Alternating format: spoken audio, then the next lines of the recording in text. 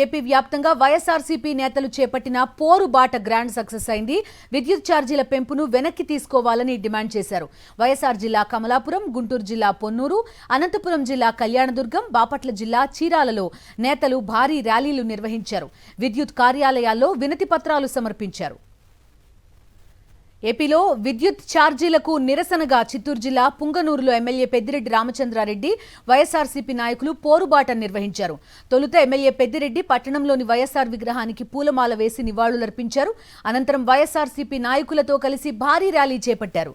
కార్యక్రమంలో వర్షాన్ని సైతం లెక్క చేయకుండా పార్టీ శ్రేణులు పెద్ద ఎత్తున పాల్గొన్నారు. విద్యుత్ ఛార్జీలు పెంచబోమని గతంలో పలుమార్లు హామీ ఇచ్చిన చంద్రబాబు అధికారంలోకి వచ్చాక ప్రజలను మోసం చేశారని పెద్దిరెడ్డి విమర్శించారు.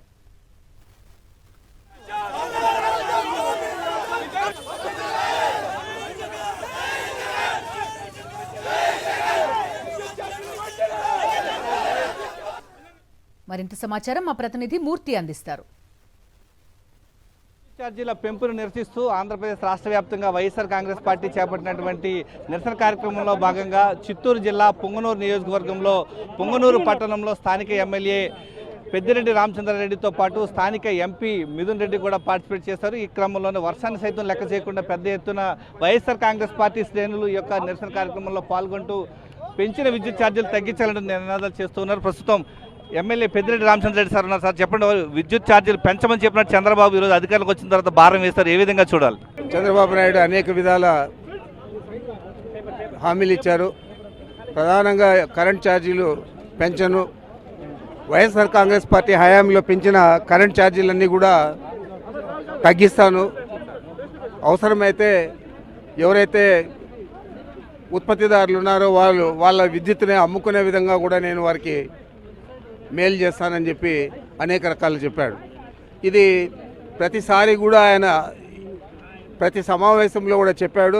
నీకు ఉదాహరణకి చెప్పాలంటే 2019 మార్చి 19వ తేదీ కడపలో చెప్పాడు, కరెంటు కొరత ఉండదు, మీ అందరికీ కూడా నేను గర్వంగా చెప్పగలుగుతాను, నేనే మీరు అధిక ఉత్పత్తి చేసి ఇతరులకు అమ్ముకునే విధంగా సహకరిస్తానని చెప్పి కడపలో చెప్పాడు.